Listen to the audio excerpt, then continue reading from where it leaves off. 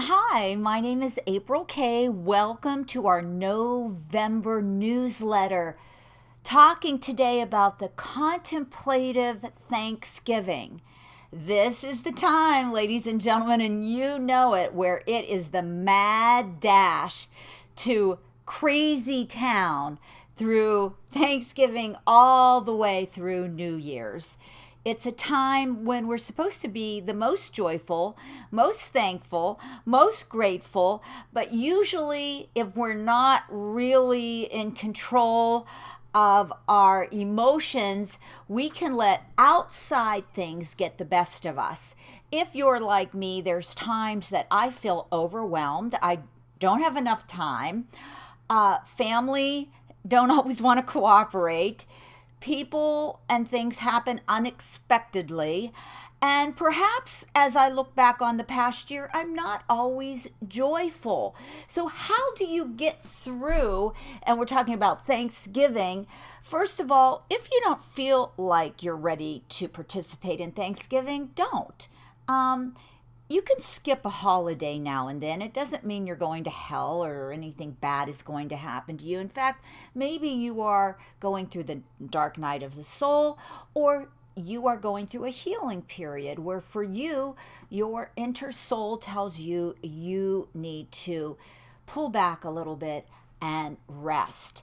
The mind, the body, and the soul are always connected. And if your body is exhausted or ill, or if your mind is depressed, or if your soul is knocking at your heart's door telling you messages, it's time to receive healing in all of those areas. Some of us had a wonderful year.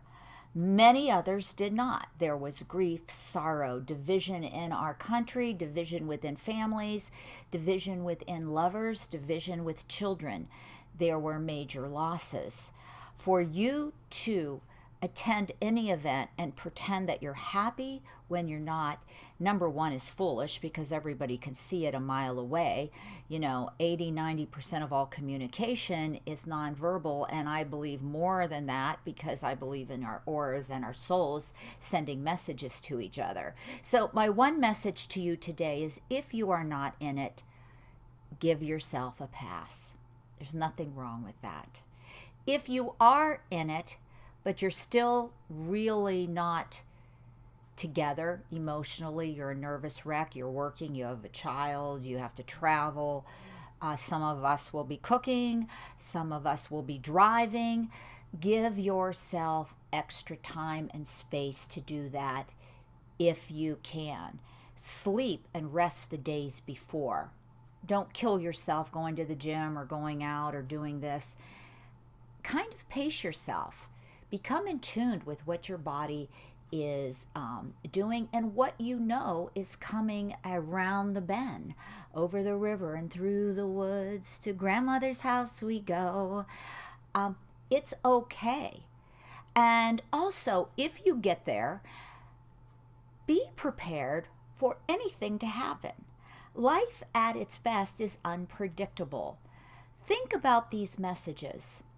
How can you present a peacefulness in your space, a peacefulness that allows others to feel comfortable, allows others a space for healing, to be genuine? What do you want them to take back from this holiday? Say this is my last Thanksgiving. How would I want others to remember it? I hope it isn't, but life has its own rules, and we think we have a lot of control, but sometimes there are things bigger and better planned for us. Also, when there is conflict, if you know there are people that you have issues with, how are you going to handle that? Be prepared. People usually do not change. The only person that you can change is yourself. Watch what you eat.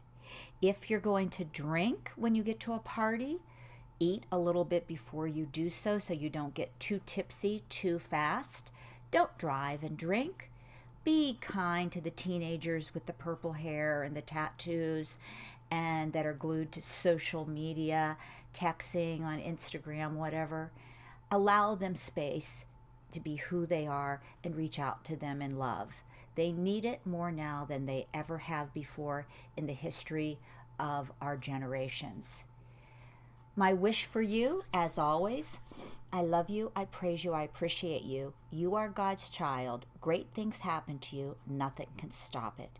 Happy Thanksgiving from my home to yours. And so it is.